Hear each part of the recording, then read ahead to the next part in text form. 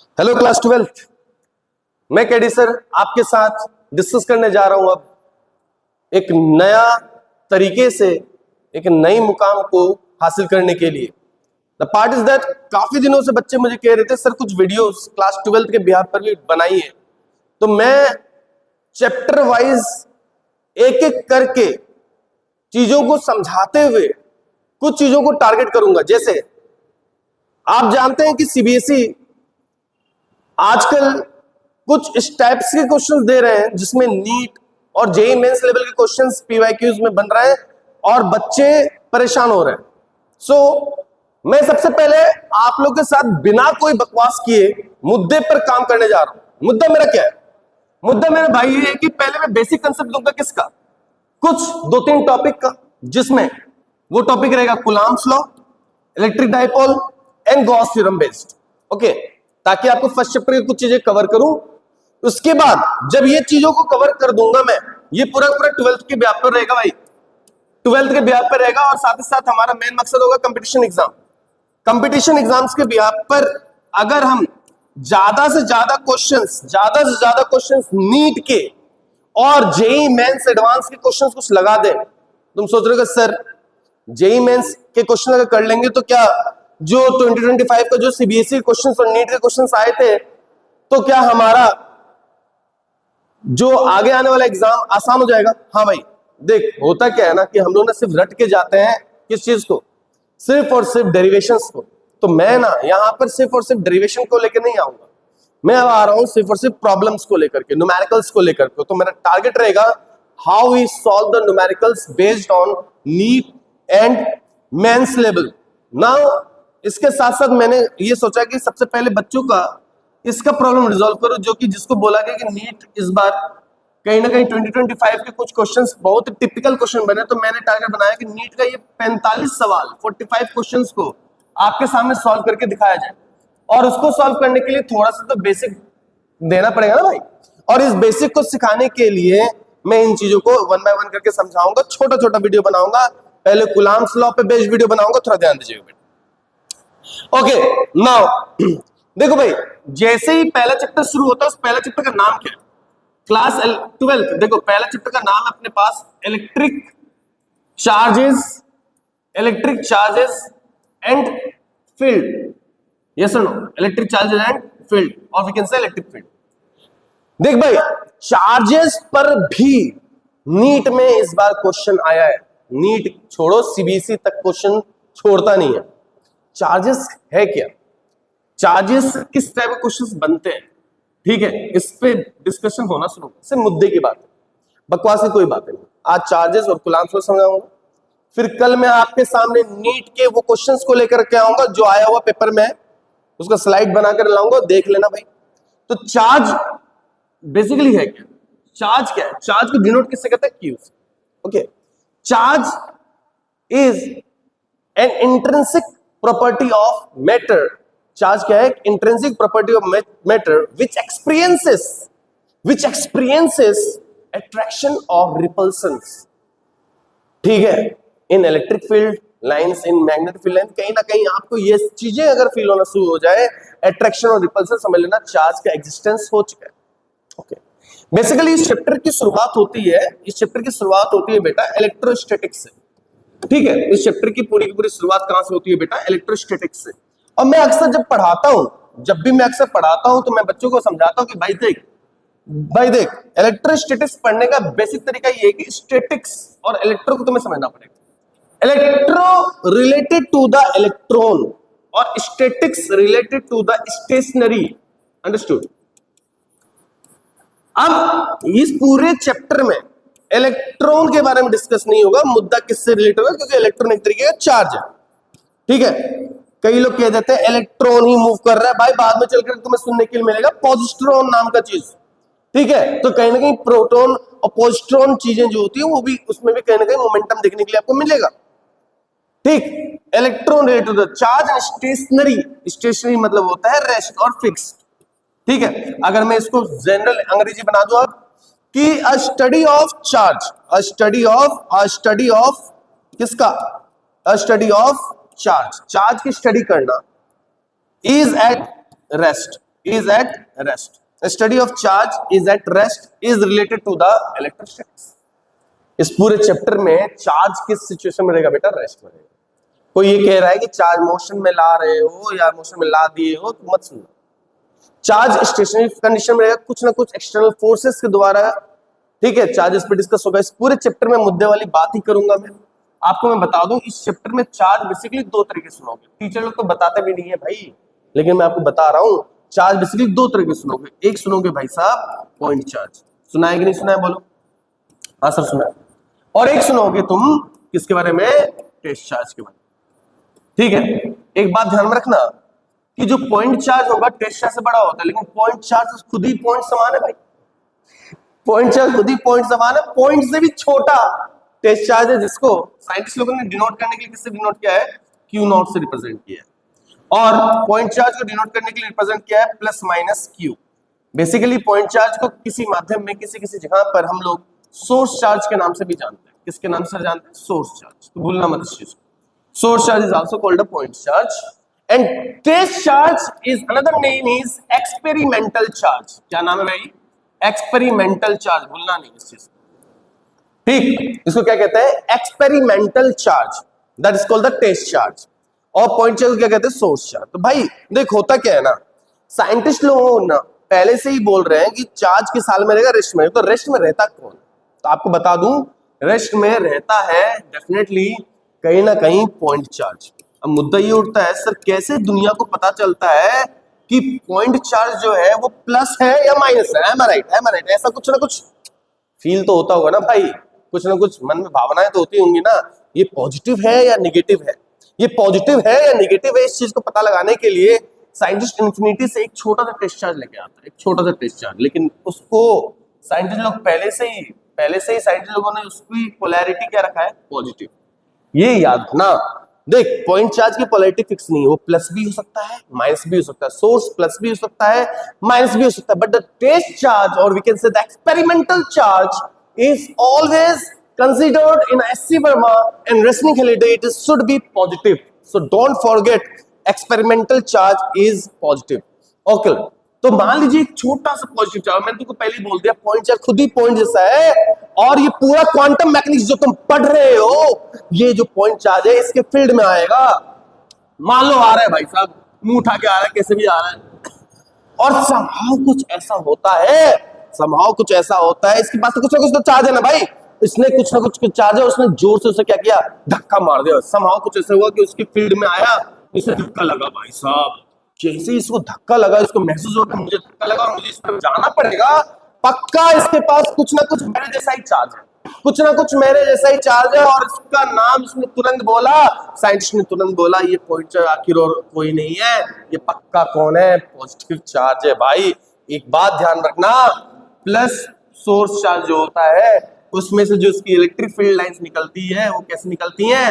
बाहर तक निकलती है, और ये भी फाइनाइट होता है, इनफाइनाइट नहीं होता, एक फाइनाइट डिस्टेंस तक जाता है। और उस फाइनाइट डिस्टेंस में अगर तुम कोई भी टेस्ट चार्ज को लाओगे तो भाई ये मुंह उठा के धक्का ही मारेगा ना, क्योंकि तू तो छोटा भाई है ना मेरा, तो छोटा भाई को धक्का बार बार लगता है भाई, छोटा भाई को धक्का लगते जाता है, और एक बात के बाद, एक देर के बाद कहीं ना कहीं टेस्ट चार्ज को महसूस हो जाता है कि बड़ा भाई तो बड़ा भाई है, बड़ा भाई के पास चार्ज कौन सा है? पॉजिटिव है, इसलिए वो मुझे क्या कर रहा है? धक्का मार रहा है। अगर मान लो उसी सोर्स चार्ज जो पॉइंट चार्ज है, अगर मान लो इसकी पोलैरिटी अगर निगेटिव होती तो 100% अगर ये मुंह उठा के इसके पास जाता, कौन जाता? टेस्ट चार्ज जाता। अगर ये टेस्ट चार्ज, अगर ये एक्सपेरिमेंटल चार्ज इस भाई साहब के पास जाता, और अगर ये पॉइंट चार्ज से अपनी तरफ खींच लेता, पास खींच लेता, तो 100% समझ जाता इसके पास पोलैरिटी क्या है? निगेटिव है। तब जाके हमें आइडिया हो जाता है, अरे यार definitely the point charge having the negative, so we can say the point charge may be positive may be negative. और एक बात ध्यान में रखना बच्चों, जो नेगेटिव पॉइंट चार्ज होता है उसकी जो इलेक्ट्रिक फील्ड लाइंस होती है वो कहीं ना कहीं इनवर्ट डायरेक्शन में होता है। अंडरस्टूड? इस बात को भूलना मत। और लोग बाग इसलिए कहते हैं कि electric field radially outward in direction of the point charge, in the positive point charge का जो इलेक्ट्रिक फील्ड लाइंस होते हैं, electric field lines radially outward direction, outward direction की तरफ रहता है भाई, इस बात को भूलना मत। और अगर पोलैरिटी निगेटिव है तो ये रेडियली किधर मूव करेगा, ये रेडियली इसके इलेक्ट्रिक फील्ड लाइंस किधर मूव करेगा, इनवर्ड।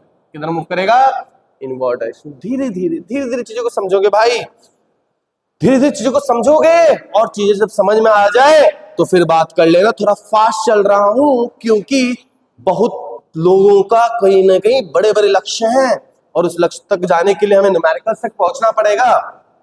फिर क्या होता है भाई कि हमने शुरुआत में ही आपको बोला कि इस पूरे चैप्टर में जो पॉइंट चार्ज होगा किस सिचुएशन में रहेगा, रेस्ट में। लेकिन इससे धीरे धीरे किस में लाना पड़ेगा भाई साहब, मोशन में भी लाना पड़ेगा।